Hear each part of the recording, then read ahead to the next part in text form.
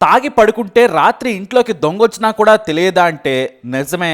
ఇప్పుడు కరీనా కపూర్ మీద ఎన్నెన్నో రూమర్స్ వస్తున్నాయి. అంతేకాదు పోలీసుల మీద కూడా నెటిజన్లు అనుమానం వ్యక్తం చేస్తున్నారు. అసలు ఆగంతకుడిని పట్టుకున్నారా అనే అనుమానం కలుగుతుంది. ఎందుకంటే పోలీసులు సైఫ్ అలీ ఖాన్ ఇంట్లోకి వచ్చిన ఆగంతకుడి ఫోటోని రిలీజ్ చేశారు. సీసీటీవీ ఫుటేజ్ ద్వారా ఉన్న వీడియోలోని పిక్ని విడుదల చేశారు. కానీ ఆ తర్వాత ఎక్కడో ట్రైన్లో పారిపోతుంటే పట్టుకున్నామని ఓ వ్యక్తిని చూపించారు. అతని పేరు షరీఫుల్ ఇస్లాం. ఇతను బంగ్లాదేశ్ నుంచి మన దేశంలోకి అక్రమంగా చొరబడ్డ ఆగంతకుడు. ఇతను బంగ్లాలో బతకలేక ఇక్కడికి వచ్చి నేరాలు చేస్తూ బ్రతుకుతున్నాడు. ఇక 14 అంతస్తుల సైఫ్ అపార్ట్మెంట్ లో చివరి 4 అంతస్తులు సైఫ్ వే. వీటికి ప్రత్యేకమైన మార్గాలున్నాయి. ఏ ఫ్లోర్ కైనా బయట నుంచి వెళ్ళొచ్చు, లోపల నుంచి రావచ్చు. అదొక మాయాజాలమైన ఇల్లు. ఇక సైఫ్ ఇంట్లోకి ఏ అంతస్తులో నుంచి దాడి చేసిన వ్యక్తి వెళ్ళాడనేది ఎవరికీ తెలియదు. పోలీసులు ఆ విషయాలను బయటకు చెప్పలేదు.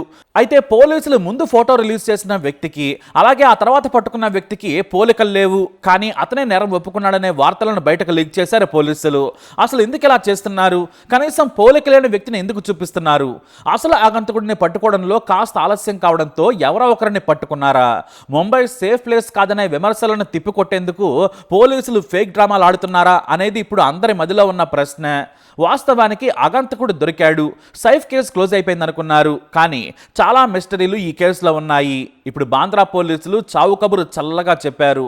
సైఫ్ ఇంట్లో సేకరించిన ఫింగర్ ప్రింట్స్కి నిందితుడి వేలిముద్రలకి మ్యాచే కాలేదు. ఒక్కటంటే ఒక్కటి కూడా సరిపోలలేదు అనే వార్తలు జాతీయ మీడియాలో వైరల్గా మారాయి. జనవరి 19న ఆగంతుడి ఇంట్లోకి వచ్చాడు, సైఫ్ మీద దాడి చేశాడు. మొత్తం 19 వేలిముద్రలను క్లూస్ టీమ్ సేకరించింది.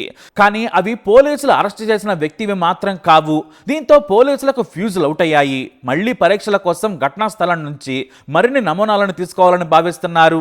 అయితే సైఫ్ ఏరియాలో కొంత ప్రాంతాన్ని పోలీసులు బ్లాక్ చేశారు. కానీ మిగతా ప్రాంతంలో మాత్రం సైఫ్ ఫ్యామిలీలో పనిచేసే మనుషులు మొత్తం క్లీన్ చేసేశారు. సైఫ్ షర్ట్ మీద ఉన్న రక్తపు మరకలను ల్యాబ్కు పంపారు. కానీ ఫింగర్ ప్రింట్స్ తప్ప ఏమీ దొరకలేదు. అయితే దొండగుడి దుస్తుల మీద రక్తపు మరకలున్నాయి. అవి కూడా పోలలేదనే వార్తలు షాకు గురి చేస్తున్నాయి. తాను దొంగతనం చేసేందుకే సైఫ్ ఇంట్లోకి చొరబడ్డానని చెప్పాడట. మరి అతనే అన్నీ చెబితే ప్రింట్స్ ఎందుకు మ్యాచ్ కావడం లేదు? ఇదే ఇక్కడ పెద్ద మిస్టరీ. ఇక రెండో పార్ట్ కొద్దాం. డాక్టర్లు తాము చాలా పెద్ద కత్తి మొనను సైఫ్ వెన్నెముక నుంచి బయటకు తీశామని ఫోటోను రిలీజ్ చేశారు. ఇక స్పైన్ కు దగ్గరగా గాయమైంది. స్పైన్ దగ్గర ఉన్న ద్రవాలు లీక్ కాకుండా చర్యలు తీసుకున్నామని చెప్పారు. 6 గంటల ఆపరేషన్ చేశామన్నారు. కానీ సైఫ్ మాత్రం హాస్పిటల్ నుంచి బయటకు వచ్చి గెంతులు వేసుకుంటూ వెళ్ళిపోయాడు. అసలు ఆయన మీద దాడి జరిగిందా అనేంతగా ఆయన హుషారుగా కనిపించారు. ఇదే విషయాన్ని మహారాష్ట్ర మంత్రి నితీష్ రాణే అనుమానం వ్యక్తం చేశారు. ఆసుపత్రి నుంచి సైఫ్ వెళ్తున్న తీరు చూస్తే చాలా అనుమానంగా ఉంది. రక్తంతో వచ్చిన వ్యక్తి డాన్స్ చేసుకుంటూ వెళ్తున్నట్లుందని ఆయన అనుమానం వ్యక్తం చేశారు. ఇదే డౌట్ జనాలకు కూడా వచ్చింది. ఇక సైఫ్ పెద్ద సెలబ్రిటీ. ఆయన ఇంట్లో భార్య ఉంది, పెద్ద కొడుకు కూడా ఉన్నాడు. కానీ అనామకుడిలా ఆయన ఒక్కరే ఆసుపత్రికి వచ్చారు. ముందు కొడుకు తీసుకొచ్చాడని చెప్పారు. అయితే సైఫ్ను ఆసుపత్రికి తీసుకెళ్లేందుకు ఆటో మాట్లాడుకుని రమ్మని కరీనా చెప్పిందట. పని మనిషి రోడ్డు మీదకి వెళ్లి ఆటోని పిలిచింది. ఆ తర్వాత గాయంతో ఉన్న సైఫ్ నడుచుకుంటూ వచ్చి ఆసుపత్రికి తీసుకెళ్లమన్నాడు. అప్పటికే అతని గాయానికి కట్టుకట్టారు పనివాళ్లు. ఒంటరిగా ఆసుపత్రికి వెళ్లిన సైఫ్ తాను సినిమా హీరోలను చెప్పుకోవాల్సి వచ్చింది. అతన్ని చూడగానే ఆసుపత్రి సిబ్బంది స్ట్రెచర్ మీద పడుకోబెట్టి ఐసీయూకి తీసుకెళ్లారు. దగ్గరి సన్నిహితులు ఆసుపత్రికి చేరుకున్నారు. అయితే కరీనా మీద ఇప్పుడు విమర్శలు ఎక్కువయ్యాయి. ఎందుకంటే సైఫ్ మీద దాడి జరిగినప్పుడు ఆమె ఫుల్లుగా తన సోదరితో మద్యం తాగుతుంది. అది కూడా 14వ అంతస్తులో. కరిష్మా కపూర్తో కలిసి మంచి మందు విందులో ఉంది. 11వ అంతస్తులో పనివాళ్లు పడుకున్నారు. చిన్న కొడుకు కూడా అక్కడే ఉన్నాడు. 12వ అంతస్తులో సైఫ్ పెద్ద కొడుకున్నాడు. 13వ అంతస్తులో సైఫ్ ఉన్నాడు. అయితే దాడి జరిగినప్పుడు మొదట సైఫ్ వచ్చాడు. దొండగుడిని అడ్డుకునేందుకు ప్రయత్నం చేశాడు. ఆ సమయంలో సైఫ్ కు గాయం కావడంతో అంతా కంగారు పడ్డారు. ఆగంతకుడు మెయిన్ డోర్ నుంచే పారిపోయాడు. గొడవ సమయంలో తనకు ₹1,00,00,000 కావాలని కూడా డిమాండ్ చేశాడట.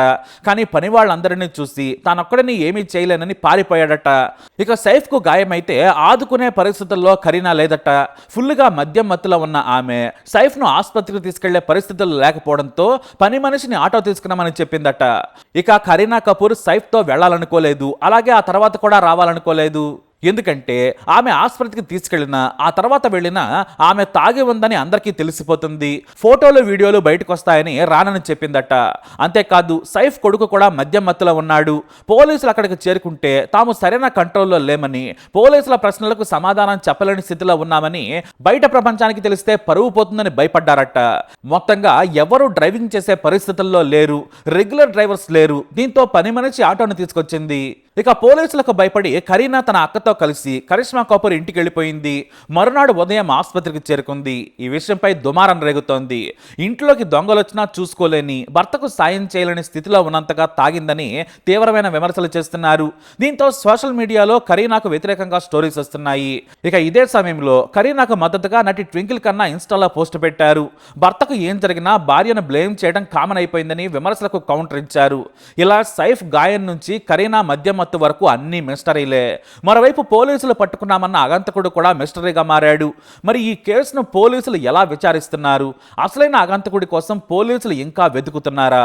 అతను దొరికే వరకు ఈ డ్రామా చేస్తారా అనే విమర్శలు వినిపిస్తున్నాయి. మరి ఈ దాడి స్టోరీకి పోలీసులు ఎలాంటి ముగింపు పలుకుతారనేది వేచి చూడాలి. ఇక తనకు రాత్రి సమయంలో సాయం చేసిన డ్రైవరు ముందొక మాట చెప్పాడు. సైఫ్ తో పాటు మరో వ్యక్తి ఆసుపత్రికి వచ్చాడని మీడియాకు చెప్పాడు.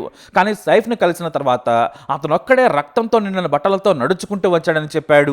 మొత్తానికి ఏదో దాచేస్తున్నారు. పోలీసులను కూడా మేనేజ్ చేసి కేసును తప్పుదోవ పట్టిస్తున్నారా అనే విమర్శలు వస్తున్నాయి. అసలు దొంగను వదిలేసి కొసరు బంగ్లాదేశ్ దొంగను పట్టుకున్నారా అనే రూమర్స్ కి కూడా ఎలా ముగింపు పలుకుతారో చూడాలి. మరి సైఫ్ అలీ ఖాన్ కేసు మిస్టరీపై మీ అనుమానం ఏంటి? మీ అభిప్రాయాన్ని కమెంట్ ద్వారా తెలియజేయండి. ఈ వీడియోపై అప్డేట్స్ కోసం మై ఛానల్ ఫాలో అవ్వండి. అలాగే తప్పకుండా సబ్స్క్రైబ్ చేసుకోండి.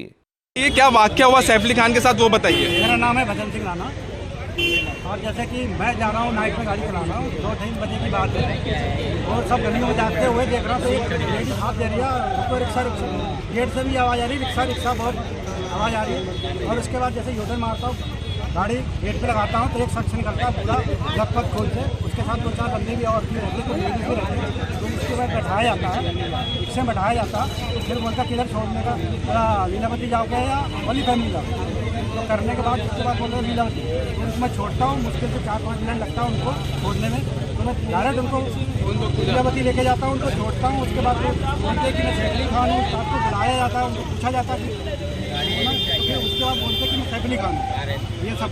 तब मुझे पता चला कि ये सैफ अली खान है।